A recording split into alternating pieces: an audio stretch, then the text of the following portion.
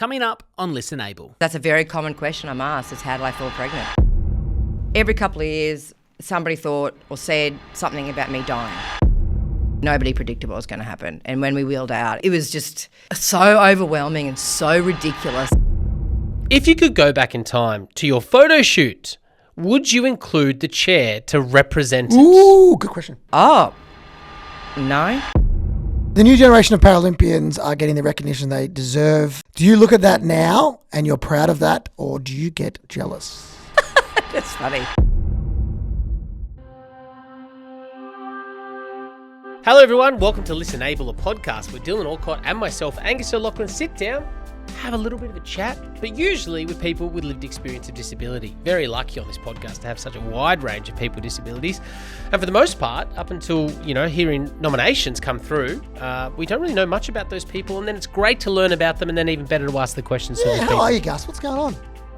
I can't hear out of this ear. Yeah, so you do sound a bit sniffly. We're pretty close together. No, I'm not And you sick. promised me... I'm not sick. I Because have a sinus infection. I'm about to go overseas. If I get a bit of a sniffle, I'm calling HR. I have done all the tests, but I legitimately had a cold, and then from sleeping in a tent in Dalesford, which is freezing, and my feet came out of the tent, got a legitimate cold, and then... Why'd your feet come out of the tent? Was it a small tent? No, I run hot, so I kicked my legs out early, and then it stayed along the side of the lining of the tent, You're such a and then I nut. woke up freezing cold and wet. That is weird thing to do. I know, my feet were like blue. Were you in a tent by yourself or with your beautiful partner, Em? With my daughter. Oh, okay. Yes, she went in early, and I went, nah, I'm sticking this out. I want to sleep under the stars. And then, Well, just in your backyard? Yeah, in the backyard of a friend's Airbnb. That's cute. Yeah. You're a good dad. But yes, got a cold, did the classic thing, did not do any sort of treatment for it, didn't have any sort of sinus medication, nothing, and then all of a sudden got some pressure behind my left eye over the weekend. Yeah, And I have a so sinus infection. When I go overseas to work with the flu, I did a rat test, I did a COVID who's test, our I did an HR, influenza who's our test. HR manager at... My mum. Okay, cool. Well, You contact Danny. that's bullshit. She's going to have bias. That's right, as she should. That's why she's my Okay. HR manager. But it's not about my cold or my sinus infection or my lack of hearing in my left ear. It is about our incredible guest today sitting in studio with us. Would you like to introduce yourself? Wow, that was a lot of whinging, wasn't it? Yeah, it was. That Especially- was a lot. Is he trying to be disabled like us? I know. Oh, I can't hear out of my left ear. Hang on. If I could lift my arms and do a violin, I would. But unfortunately, I can't. Not bad. Yeah, that's good. That's very good, Carney. Thank you. How do you introduce yourself? Oh, thank you. It's one of those questions that I think maybe because I've had a disability for 46 years, it's not a question I can answer just easily. I feel I've always kind of had a few different jobs on the go because Let's start with your name, though. my name. Yeah, that was Good start. Yeah. We got age before name. Oh, that's Yeah. exciting. Look Yeah. at me, Carney Liddell Hi, Carney. with a K. Yeah. And so I guess I've just always had a lot of different things going on, hustling hard. So I'm a social worker, a speaker, I'm a mother to a little boy called Kai. I'm from Queensland, so yes, I understand the whole, oh my gosh, Dalesford's so cold, because I was just in Dalesford on the weekend. And is it cold? And I nearly got frostbite walking just to the bathroom. Thank you. Yeah, Yeah, you so get it. because I can feel my feet, Dylan, so that's how the whole fair. feet thing, it was really cold, and I had my socks on. It was, oh my gosh. Gotcha. And I whinged a lot. Queenslanders love to whinge about the cold when we come to Melbourne. Yeah, if you're an international podcast, someone from like watching or listening, there's two ways we do it. Yeah, Video good. podcast. Good. You Thanks, okay? guys. Queensland, better weather than Melbourne. Yeah. And we hear about it a lot as Melburnians. But also, I went to Queensland recently. Queensland's cool, but it's not as much going on. Do you agree? What do you need to get going on? Like sport events, food. Culture. It's still vibe though. Well, there's a thing called Brisbane 2032, which Yeah. it may change things. True. But the weather is, I was there on the sunny coast last week. The weather is mint. Yeah. It is very nice. It isn't always nice, but I love Melburnians because you're so proud of just Melbourne. So whenever I get into a maxi taxi on the way from the airport or do anything, when it's freezing or it's windy or it's whatever, every time the Melburnian will say, far out, you should have been here yesterday. Yeah, it's so true. You should have been here last week. It was Guess what? Seriously. Seriously, like 2 days ago, the weather was awesome. Yeah. So honestly, it was so true. I mean, you Yeah. need to justify it. yeah. Just, It it's was like all 23 bad. degrees. I had to Yeah, shut yeah, things yeah. up. No, you got a windy and cold day today, we promised, Carney. It was 29 degrees. I'm flying back tonight. Yeah. Well, we are very lucky and thankful to have you, and the timing worked out for you to be in studio with us. You did mention a few things there, some top line points, but you have just an incredible career. we're going to start back with and we'll get into, we didn't even mention the Paralympics. Yeah, you just skipped the Paralympics. Didn't I? I? Yeah. No. Been a while. Yeah, Well, but coming into the once a 25th Paralympian, anniversary. always a Paralympian. That's what I've heard. We'll get into that. But first, we want to talk about your early life and I guess the diagnosis 46 years ago. Why today is Carney Liddell in a chair? Why today? Oh, how did we get to this point? Look, I was diagnosed at birth with a neuromuscular wasting disease. It was diagnosed back then in 1979. Remember, so you're going to say, oh, wow, you're that old. Yeah, yeah. I'm so shocked. Sorry, let's not do that line yeah, again. sorry, ready? 1979. Oh, my God. What? Wow. Insert I shock. thought you were a 90s baby. And it was diagnosed at birth as spinal muscular atrophy, which is probably a disease or a muscle disease you probably heard before. Had guests, yeah. Yeah, and then over the period of time of the diagnosis for the first few years, I didn't move, didn't crawl, didn't reach those milestones, which as a mum now, I realise you do weirdly get obsessed with milestones, even when you have a disability or you're a social worker and you think you're not going to be like that. If your kid doesn't reach like the basics, like crawling or walking, it does cause a lot of angst. So funnily enough, I have just recently been re-diagnosed with a new muscle wasting disease, brand new. So it's kind of Scoop. The I know, 2025 look model. out. The scoop. When I say re-diagnosed, I'm a little bit careful because I'm still, unfortunately, like 99% diagnosed. So I feel like I can say 100%. Okay. So it's now called, dun dun dun, it's actually really hard to say, congenital titinopathy. Is that a new disease? I call it titinopathy because, Yeah. why not? Is that a new thing or did you just get misdiagnosed? So when I was diagnosed at birth, and even really up until my mid-20s, there wasn't a genetic diagnosis for most muscle diseases, especially, including spinal muscular atrophy. In fact, you'd be surprised by how many people are now being re-diagnosed that had the diagnosis of SMA, because there wasn't a blood test or a DNA test back then. It was just all clinical, and that happens a lot with disability. And I think we often forget that whenever, you come out in our world, in medical world, when I was a clinical social worker in the hospital, it's like that syndrome-y or the terrible word, not healthy or whatever it is. And it's usually that just means you're missing something, like missing a limb, missing muscles, missing something. Really basics.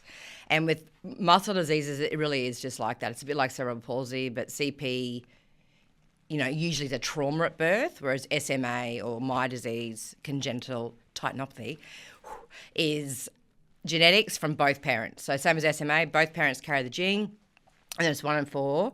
But yeah, my DNA had travelled the world from my late 20s. I just was desperate to get diagnosed.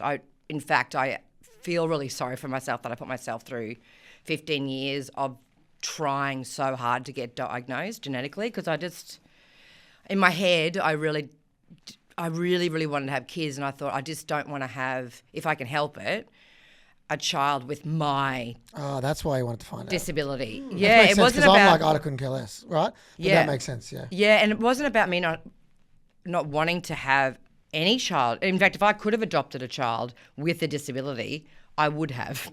It wasn't about, because, I feel so angry, and not angry, frustrated. I get really a little bit offended, and the word and the question that most mums and dads are asked during that, 9 months of pregnancy is, what do you want to have? That probably isn't even cool anymore because of gender. Yeah. But, back in my day, it was okay to ask, what do you want to have, a boy or a Happy, girl? healthy baby. And people always often say, I just don't want to have I don't want to have, an unhealthy baby, or all I want is a healthy child. All I want.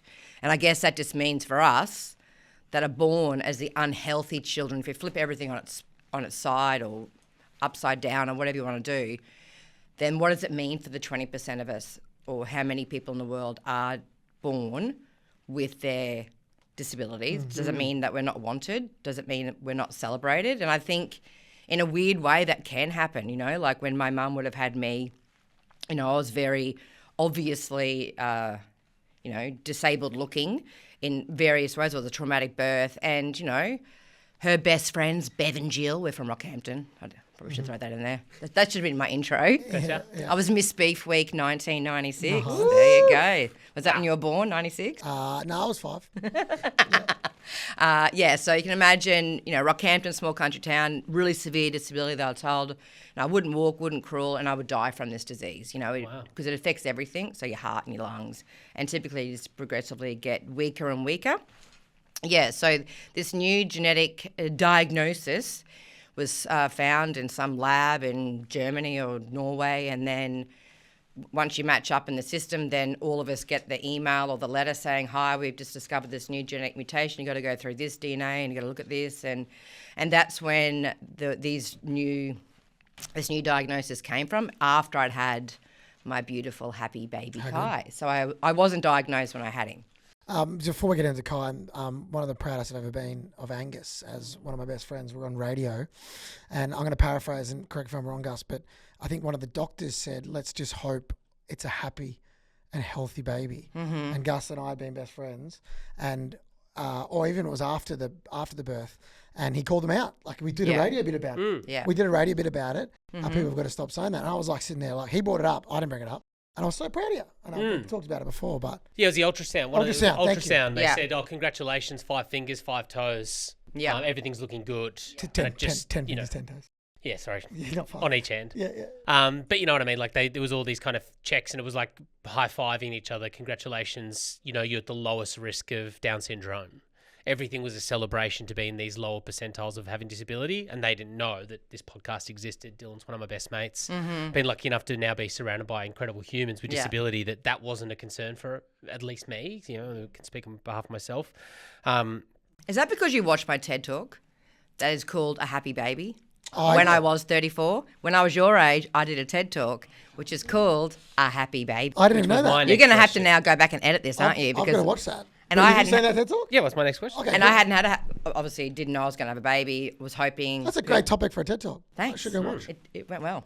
But in saying that as well, can I pull you back onto something you said just at the start when we started talking about your journey towards motherhood, which was, and I find this interesting, one of my best friends as well just had a lot of international genetic therapy to take out a skin disease that he wants out of his child, and they just had their son. Didn't know you could do that. Yeah. Wow. Yeah.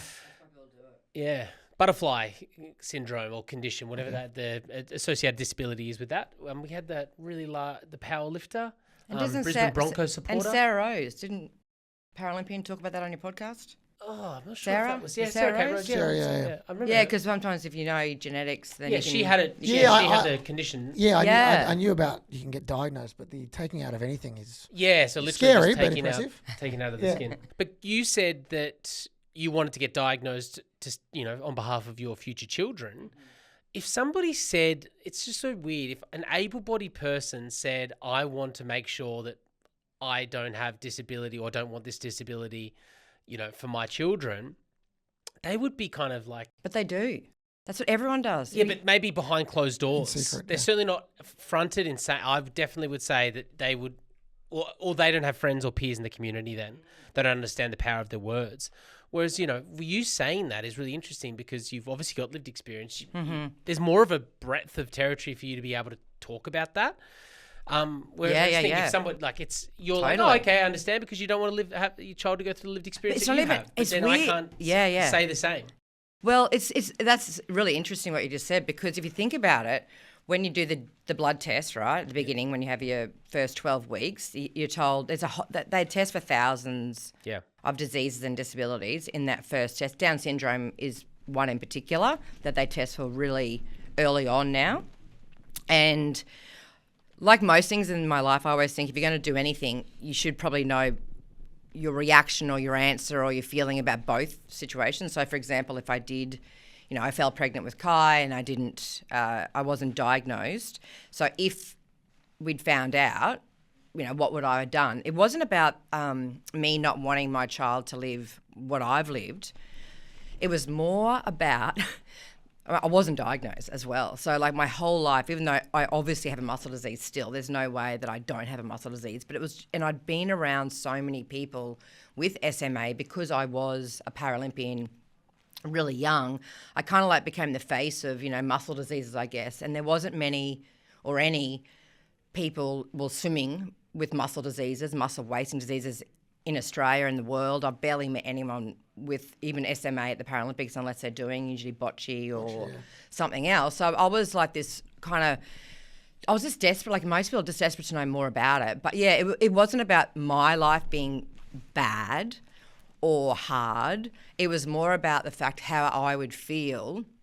And I've also been around people that have had children with their actual disabilities, so they know it's genetically possible and they go ahead anyway.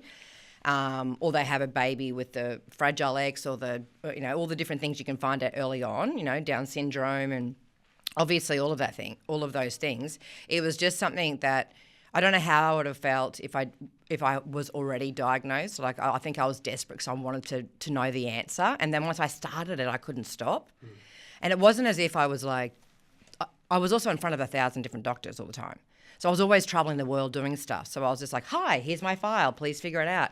And nobody had ever seen anyone like me before with a muscle disease. And when they did an MRI of my whole body, which was really fun, in the diagnosis process, they discovered that all my back muscles were actually missing completely. So I've got no glutes at all, for example, which is really fascinating to, I don't know, everyone but me. Because if you've got no glute muscles or you've got no hamstrings, for example, you're usually really wasted and really there's no junk in the trunk, you know what I mean? Whereas mine's different. Again, I was just born missing muscles. So mine's not progressive like SMA is, and that's really important too. So yours isn't progressive because we've known each other since, 15 years, something like that, and you look the same. When people that have SMA, they have deterioration and things like that. Yeah. So you always thought with the misdiagnosis you were going to be progressive, but you're actually not progressive? That's right. And that's exactly why as well I was trying to find out, because I was around all my mates with SMA, watching them, doesn't matter what they did, rehab, exercise, whatever, it happens. It progressively gets worse, even though there is a drug for it now. There's actually a drug for SMA that stops progression. Wow. So therefore, I knew that was the case. And I think because I'm a social worker too, so I've been around a lot of people, a lot of study, and I like to think about things in human nature. I think the fact that I knew subconsciously or consciously, and everyone wrote about me or talked about me, and I was around a lot of people, everybody thought I was going to die. That's how I was. I was born, and pretty much every couple of years, somebody thought or said something about me dying. And every time I get a chest infection, I was going to die. So I think I led my life really differently because I thought I lived pretty hard, I was wild, I was crazy, I travelled, I didn't save money, I did a lot of things that I think would have been different if I didn't have that hanging over my head. So I guess that may have been the underlying reason I really wanted to find out. Now that I know that I'm not progressive, that I was just born with these missing muscles and other things, that doesn't matter what I do, they're not going to come back. I'm going to be, Kim Kardashian. I'm never going to have her. Well, maybe I can get a butt. Actually, maybe I can get a BBL. Yeah, to Brazil. Brazilian butt lift. That's it. People actually are saying that. Do you have to have glutes for that though? Nah, you can put them in. I actually got a few texts as well from people then worried about my life and my chest infection. Now I'm sitting next to Angus. I bet. So this actually could be. I did one cough to clear my throat. This could be me as well. Where are you going? That's so important. Oh man, I just want to live. Are you progressive? You did mention quickly there the Paralympics. And did I? Hang on, before that. Kai, tell us about Kai. What comes first? No. There's a lot of pressure. Well, I was going in the journey of the journey. Kai definitely didn't come first. We're talking about parenthood. Sure. Tell us how old? Kai is 8. Yep. And he is very spirited. He's awesome. Parents get what that means. I didn't think I'd have children. I always wanted to have children. My friends made me a godmother. I'm probably a godmother to 452 children. And it wasn't just because of my disability that I didn't think I was going to have children. I also didn't meet the right bloke as well throughout that time, and I didn't want to have a child of my own. I was probably more like thinking I'd much rather do it with someone that wasn't really in my... Not that I really had a idea about my future when it came to relationships, but I knew that I desperately wanted a baby. I just didn't know how I was going to carry it, like pregnancy. And also I had this thing called endometriosis, which was really severe, and I started getting that removed when I was 30. So 37, Accidentally and miraculously, I had a couple of gin and tonics and a root and fell pregnant. Love Wow. that. Right. Love that. Save Yeah. the 10 Gs. And the reason I say that is because that's a very common question I'm asked is how did I fall pregnant? And it's something that you don't ask able-bodied women. I'd highly recommend not asking a pregnant able-bodied woman down the road, how'd you fall pregnant? Couple of gins and a root. Couple of gin and tonics and a root. And You solo parenting these days? I am. I'm co-parenting in inverted commas. I've done that a few times. But yeah, no, there is a father. He is in our lives, which is good. Good. And yeah, so that's what's happened. And again, I was 37, 38, so it's a geriatric pregnancy. But again, nobody said that to me because there were so many other complications. I was like, please call me geriatric. And it was a really, really rough, hard 9 months. So glad I did it because I know deep down I wouldn't have ever been happy without him. Yeah. Great. It's brilliant. I would have faked it. Is he listening to this podcast? Is he going to listen to this? I doubt Well, it. Come on, Kai. G'day, mates. Come on. Although he does love to tell people I'm a Paralympian. That's good. That's good. It's That's what you should. really super cute. I think you should put it on in the car and just brag about He it. knows who Mum. you are. Yeah. He doesn't know many Paralympians, but he knows who Knows Dylan Dylan? is. Yeah. Love that. Which is Dylan really Kai. cute. Look He up- knows my friends, obviously. Look after your mum, Kai. Not that you're my friend. I mean, we are friends, but he knows my actual friends Okay. that we hang out with. Nice. He knows they're Paralympians too. Carney, my partner hates hearing when I come home and I've had a big day of podcasting. Uh-oh. And, no one gives us respects behind the mics. And, not only am I on the mic, but I'm behind the mic making this podcast. I'm not going to lie. I get conversation fatigue after podcasting, and I am a bit tired. And I go straight into the booth. I got to turn around a podcast by Monday. Well, what about all the work I do? What does your wife do first? She does some EA work for one of our ex-radio bosses. I met her at the radio station. But we have 2 children. So I've got a 4-year-old and a 2-year-old. So she's very busy. But I get home and I drop my bag at the front door and I get in the collapse into the couch and I go, oh, God, the amount of podcasts I've edited today. And he's like, where's my steak? And then she always gives me the, Now, I wonder for you, do you hear mothers say, wow, what a tough day, which is very fair enough because I could not do Emily's job, my partner. Mm-hmm. But then on top of that, you've got disability. Like you've got to take care of yourself and the things you need to do to get ready before you can even take care of somebody else. Is there another level of exhaustion and fatigue that goes into being a disabled mother? Great question. And I don't know if Dylan's the same. Well, I'm a different era, but I feel like this new era, whatever the new era is, of people with disabilities, talk a lot about fatigue and pain and a lot of different things that we never spoke about. Not because we didn't experience it, but I think also the NDIS and the way that we a lot of people are very good at talking about all of the things that they need to get ticked off the box to get the funding that they need to live the best life possible. I think back in the day, you get alienated a bit if you did that and not the support. But now you kind of, hopefully, not for everyone, and it needs to get better. But people, if you do voice that something's going on, there are avenues to get support. Yes, and yeah, absolutely. And I think that the level of fatigue that I feel being a mother is hard to say if it is any, because I've never been able-bodied. Great point. Yeah. And I've never also been a parent with a co-parent that lives in the house. I've always been a single mother. True. So You that, also haven't had 2 kids like my partner does. yeah. Yeah. And also single 3 children. kids. Funny, I see what you've done there. Thank you.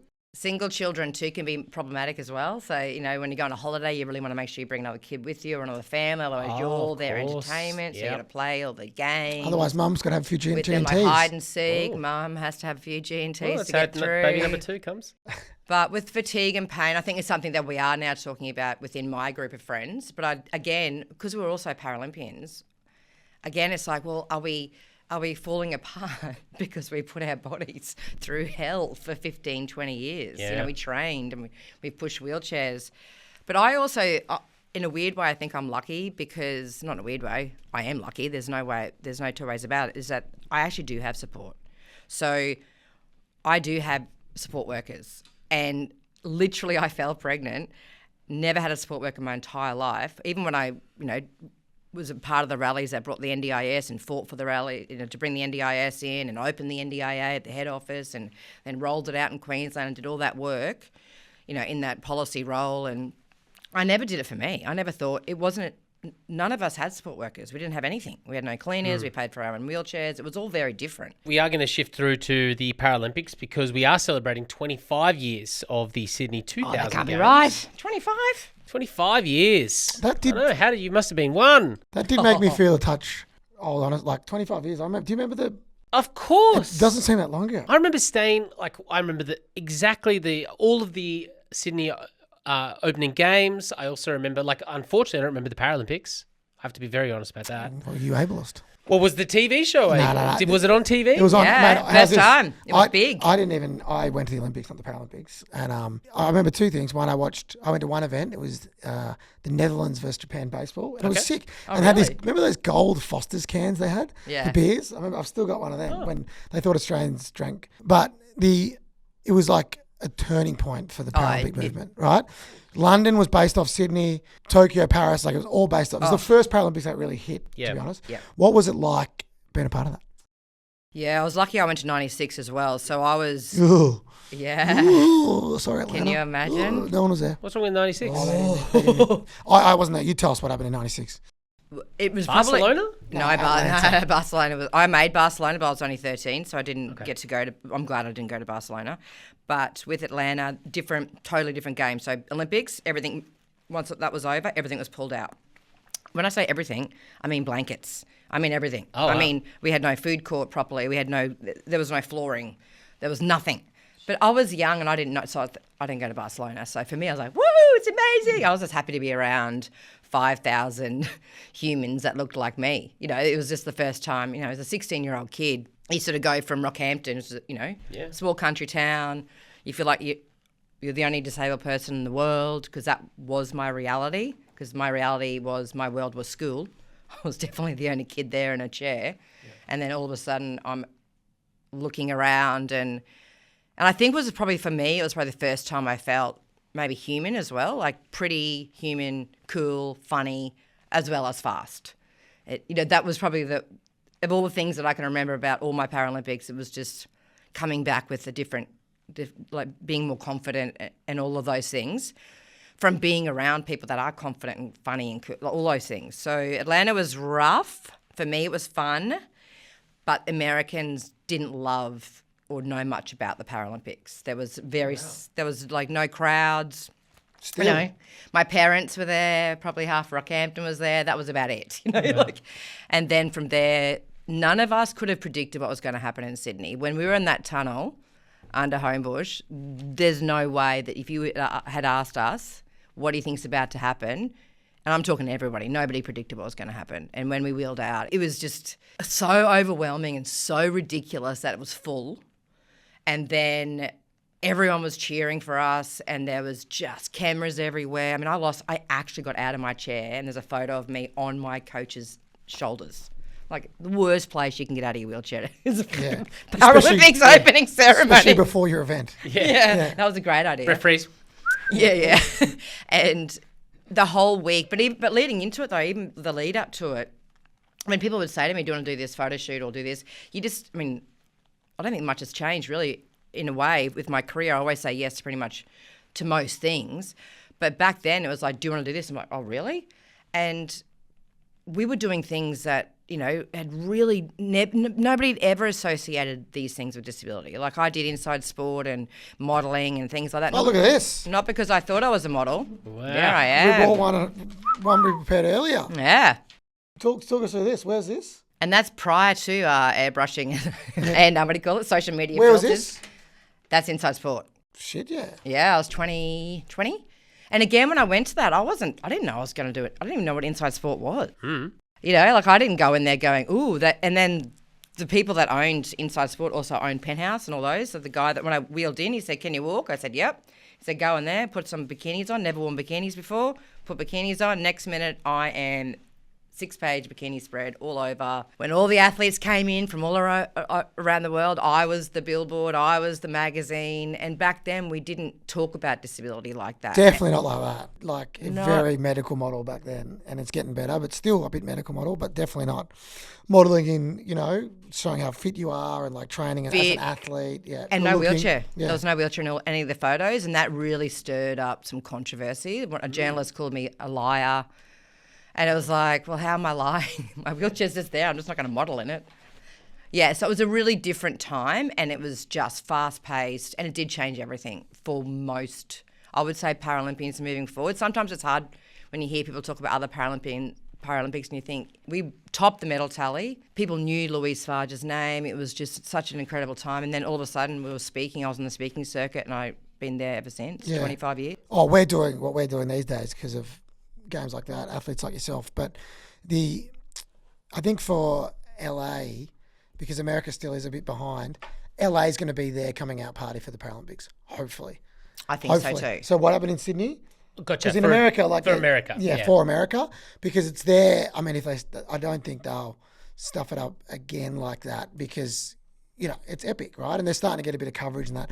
I'm jealous because, you know, I had a great Paralympic career, very lucky boy. Yeah. I never had a bloody games at home. You know, the closest I got was... You could make Brisbane 2032. Yeah, pretty washed up these days. Did Not- put a not post up tennis. saying, should I come out of retirement on the weekend? I mean, I hit the ball so good last week. I had to hit a tennis. I was on fire.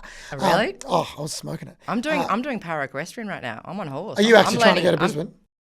No, I'm not trying to go to Brisbane. Well, I live in Brisbane, but I'm not trying to go to Brisbane 2032. But, What if they came and said you're in? well, para-equestrian and equestrian, so both, because I've ridden horses my whole life, it's an old person's game. Yeah, I was going to say, isn't So- the guy... Andrew Hoy. Yeah, He's 7 been to or like 8 9 Olympics. games. No, so guess a the legend. age of the person that won the para-equestrian gold medal 64. So you just ruined my You ruined story. the story. You said guess. 42. Okay, so... You said guess, I guess. Well, that's the age of a person that was on the team. Okay. She didn't win. Okay, that was my The guess. person that won was 48. Yeah. And you'll be- what will you be, 56 by then? equestrian is 50-something and 60. So I will be in Brisbane 2032. I'm 46 now, so what's that? You're going to compete. You reckon you're going to chuck it out in the world? 7. They're all very excited. 53. You know what happens when you go and do a new sport, right? Actually, nobody was excited when I came and tried to do tennis. Everyone was like, oh, no. Not for you? Not for me. However, when you are a quad, so all 4 limbs affected, in the Paralympic world, in classification, there is very few events that you can do. Is there equestrian? Yes. Great. Oh. I'm not saying I'm going to become a Paralympian sounds again. like- it sounds However, like no, you are. but I wouldn't mind competing in it. Yeah. In Put yourself in general. the best position to be, so. Imagine coming You back for Brisbane. That'd You know be who does unreal. equestrian? Who? You know Chris Hemsworth's wife. Oh, They- Elsa Pataki. People hang out in that world. Have you been to an equestrian event? You said Rich Elsa. people's You said sport. Elsa like Yeah, it you was know what? Oprah. Do you know I why? was like, No, who's you know why I said... Elsa. Isn't Elsa And from Anna? Frozen? Sven? Is that from Olaf? Frozen? Isn't Elsa from Frozen? You know Yeah, why- I was thinking Frozen. Because was I like, had to really think about it because I have a Rockhampton twang and trying to say certain words like a Brazilian Spanish name doesn't sound as Elsa nice. Pataki. Something I think it's like There you that. Okay. Well, I you're going am- to become I friends am- with the I am Hemsworths. horse riding. He's going to buy you a horse because they're expensive. Well, I've already got a horse. Oh, what's your horse's name? I've got a para-equestrian. I've been matched with a horse. What's the horse's name? Yours. I'm not allowed to say. Okay. Oh, so you're actually like legit. This is happening. I'm not legit going to the Paralympics. I'm it legit sounds doing like it. dressage. Sounds like you've been people. Good luck, Carney, with Thank whatever you, happens over the thank next you. 7 years. Why'd you give Swimming the Flick after Sydney 2000? So we've got our reunion coming up. You know that, right?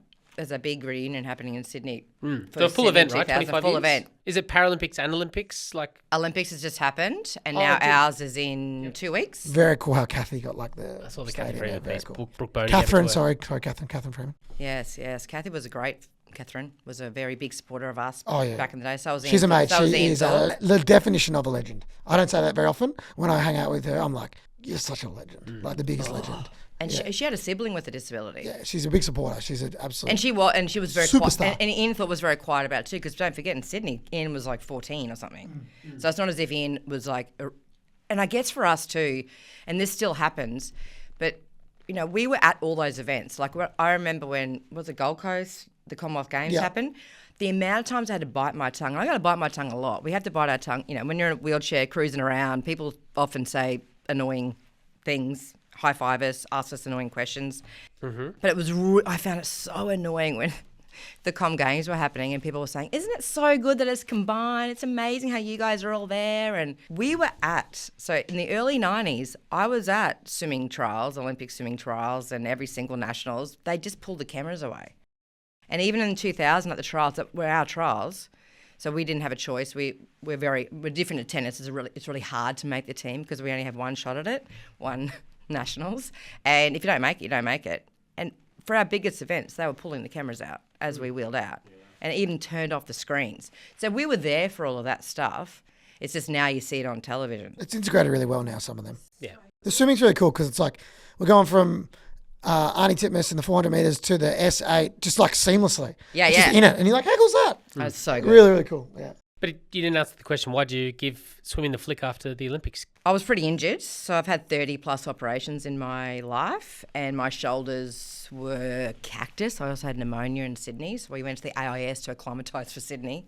Great idea. Yeah, Let's go to 'cause- Canberra with a bunch of disabled people. That's going to go well, and it's freezing. Especially when you put your feet out of the tent. That's right. So I was very injured, very sick in Sydney, found it very traumatising, to be honest. It was really hard being that sick and that injured. And then from there, I just couldn't put my body through it anymore. And most of my friends retired. There was a fair bit of stuff that went down in Sydney 2000. It's been a long 25 years of healing and stuff for a few of us. So I was still around. I went to 2004. I went along and raised some money for the team to get them there because they were financially in a fairly bad state. But yeah, if I could turn back time, as Cher would say, I probably wouldn't have retired that early because I was pretty young. But at the same time, swimming is a young sport. And I do miss it. I've always missed it. I've always missed just being around people with disabilities in that kind of area. And I love I'm a huge fan of the Games and our Paralympians. I'm very proud of them. Tell you what, I could miss swimming. Swimming sucks. Swimming does suck. It's I so know. hard. Why wasn't I- The long why don't- distance stuff. Sucks. Honestly, I'm mates with so many swimmers and like playing tennis, you're outside, the sun, you're talking to people. When I used to swim a bit, oh my God, it's hard work. And it's Oh. 6 hours a day, like Honestly. twice a day. And if you don't do it, you don't win. Line. It's like, if you don't do it, you're not going to win. Oh, you have It's like, well, blunt. Cam McAvoy wouldn't tell you that. He tells you don't have to do that anymore. Well, That was how my cool favourite was thing. that? How cool was He's that? doing like calisthenics and stuff. Strength training, Oh, yeah. But I hope that our Paralympic swimming coaches are watching him for our lower classes, so S1 to S5, which we desperately need to Which is the find most Dylan. disabled of the disabilities. Oh, for yeah, people so we playing need at to home. find quads and people with cerebral palsy like Ahmed Kelly, all limbs affected. Yeah. So both arms, both legs. I hope they look at his training schedule and try and emulate it because that way we'll keep those swimmers and athletes around longer. The one positive is you can eat whatever you want when you're a swimmer because you so train so good. much. Yeah, it's true. And you just get ripped. They're the two positives. The rest, I've been doing that with Yeah. swimming. And Yeah, then you're saying. Yeah. I've been doing that too, minus the swimming. yeah. And then the Still second yet to week, start swimming. then you see us like 2 months later and we're like, Yeah. All right, time for the bowl of uncomfortable, Carney. This is a question that we ask you based on questions that we've received from our audience, knowing that you're going to be on the podcast. Oh. These questions can be a little bit spicy, Can they? but they are called uncomfortable in the hope that it will lead to comfortable conversations in the future, and maybe you don't have to ask that question or get asked that question for the 50th time in your life. awesome. I'll go first. Let's go. All right. The new generation of Paralympians are getting the recognition they deserve. They have sponsors, speaking opportunities. Do you look at that now and you're proud of that, or do you get jealous? That's funny. Definitely not jealous. Sometimes joke about you on stage and say, it's okay, Dylan, I'm so happy you're a millionaire. Nice. But Yeah, people love a good Ollie Hunter. yeah, but your you're the most podcast co-host famous. loves a joke. But you're the most famous Paralympian when you say your name. It's like saying Rockhampton's a joke. Lee Savage no is matter- fairly large, Kurt. Oh, I get what you mean. If you you're know just what looking though? for, No, like, actually, you're broad right. I say audience. Kurt or you. Kurt and I went to Sydney 2000 together. Yeah, I was 9. That was his first games. Gotcha. That's right. And no, I'm not jealous. I'm very proud. I wish there was more severely disabled athletes on our team. And we obviously in Paris became 9th. So if we want to win in Brisbane 2032, at least come top 3, we're not going to do that unless we find a whole lot of severely disabled kids, teenagers, or in my case, 40-year-olds. I was gonna say. that want. Actually, no, do not do para equestrian. Yeah. It's not. Terrible It's sport. not. It's terrible sport. It's very, very hard, very expensive. But no, I'm not. I'm very proud of you all, and Not me, I'm washed up. You're not proud of me. none of us did it for thanks. None of us thought to ourselves this was ever going to happen. And the Paralympics is good, not just for Paralympians. Good point. cool. And also, you're just holding the mantle for a period of time and then you pass it on to the next people. Can I do a bold prediction? I agree. There needs to be more sports for people with higher level disabilities. Yes. However, in Brisbane, the boccia is going to be like the number one sport Oh, people are gonna of watch the that. Paralympics. Yeah, I'm that'll be telling you. beers in the it's sun on like, boccia. honestly, it's in Oh, it. I agree. And they're all my muscle disease mates. So Dan- I Love know. They're so Dan and much Jam, fun. Dan and Jam. Like I went and watched it in Paris, and it was a dry Olympics and Paralympics, Oh, right? Because, dry? Yeah, because Coca-Cola was the major sponsor. There was no alcohol. Oh, I didn't know Anyway, that. drinking beers, Yeah. and watching the boccia, because they've got someone that supports them. They've got to be silent, but when they actually like compete, it's going to be sick. It's going to be like the lawn bowls, Yeah. Yeah, but like yeah. on Paralympic steroids. I can't wait. And That's Aussies will get awesome. behind that. Mate, big time. it's like because like it's a sport you play. Yeah. Like people play you know when you go was gonna say, on holiday, yeah, so everyone knows okay. it. Well, yeah, totally, you know of what I mean? course. It's going to go off. So if Love it. yeah, There's a get around prediction. it. I love that. Here's my question. Well, it's not mine. This one comes from Carly through Facebook. Carney. I thought you said Carly. Carney said it. Yeah, I sent my own I was question. gonna say. Whoops. No, this is Carly for Carney. If you could go back in time to your photo shoot, would you include the chair to represent it? Ooh, good question. Would I include the chair? Well, you said you had no chair. chair in the photos. Oh, no. I didn't know what I was doing, and I think that's the beauty of it. I think I didn't know that I was doing modelling. I mean, I looked like I knew what I was doing.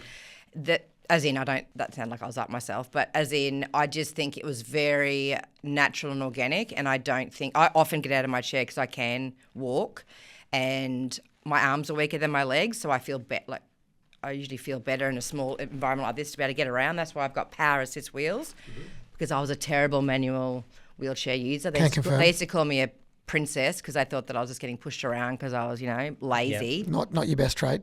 Yeah. Yeah, your manual wheelchair abilities. Terrible. Imagine me being around Bond. Yeah. Yeah, the boys that, I was always paid out.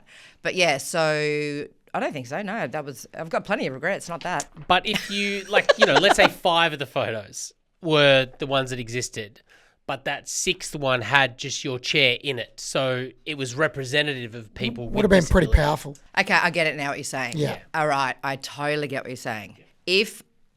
Yes, How'd you time it that then? makes sense but also it's kind of like online dating. So I'm single, and when I go on online dating, which is very rare because I'm too tired, I'm a single mother and also don't really care, and I have a choice. Do I show a photo of me in my wheelchair or do I show my photo of me out of my chair? Now, Stella Young, I don't know if you remember Stell, she was a very close friend of mine, and she's passed away, I don't know how many years ago now when she 10 passed years ago. away. Yeah, she's a legend. And I'm really good friends with her sister, who's unfortunately not in town this weekend, otherwise we would have caught up. And we had a massive fight about this because I always said to her, I'm not putting myself on online dating in my wheelchair, not because I'm embarrassed by it, because I'm just so bored of the questions. I get really, I bore very easily. So I know I'm going to have to deal with these questions out there on stage because that's what you're paid to do. You're paid to talk about your disability a bit and Paralympics. So I was like, no. And then I realised if I didn't tell them, then I've got to tell them, how do I bring it up? Like, yeah, by the way. So it's not about me being embarrassed about being in a chair. And yeah, I think I would have looked as beautiful and as good. That photo in particular is the only photo that you can see without my whole body. So that would have been an awesome photo in a chair. But yeah, of course, I don't care about the wheelchair or what. It just naturally didn't go that way in that photo shoot. Is your chair in the dating profile pics these days or not? Yeah. Okay, good. Yeah. Well, if it's not, it's always in the background, Yeah, or I say something about it, only because I just don't want them to ask me about it. Nothing more awkward than going, oh, by the way, champion. Exactly. So, I used to do. I mean, Yeah, I even couldn't- in the clubs back in the day, I'd get, we'd go there, get on a bar stool, put the wheelchair away. Not because of the embarrassment of it, it's just because I was just, it attracts people over. or it sends people away. That's fair enough. Yeah, because it's an easy way to filter out people. And nothing against men, but sometimes men can be more led by needing to know about whether or not you can or can't have sex. It's more in there, or even about their, how would this go? What will I do? I'd rather her be easier, I think. And yeah, I think that women naturally, more maternally, is probably the wrong word. When I've been out with the boys and the girls in wheelchairs, let's just say this, the boys get mobbed compared to the girls in wheelchairs. Gotcha. And that's not saying that all men don't like women with disabilities. In the club, they're not thinking about probably, long-term stuff. Gotcha. What's the plug, Carney? What can we push? The plug. What are you working on? What are you doing? How do people find you? They want to book you for speaking gigs. They can find me just normal ways, like LinkedIn. Is that still cool? Yeah, I've got the link in the show notes. I've just got into LinkedIn recently. It's awesome. Because you need a job. No, just a bit of networking, just chucking some stuff up there. I wasn't a big LinkedIn guy, but I am now. It's I'm good. getting around to LinkedIn. Probably not your era. Probably come back into fashion maybe. Oh, it's definitely like young professional 30s. They Now? love LinkedIn. Yep. Yeah. Oh, yeah. But we did. That was our thing back then as well. It's been around a long time. Yeah, but I just I'm developing a new website. what's on it? I was going to say. Spicy. The only reason I said that to you guys is because it was 25 years and it seems to be something that we're talking about. I am still speaking. I train a lot of people in how to work with women with disabilities experiencing domestic and family violence or, with relationships. And I'm a social worker, so I do some private stuff as well.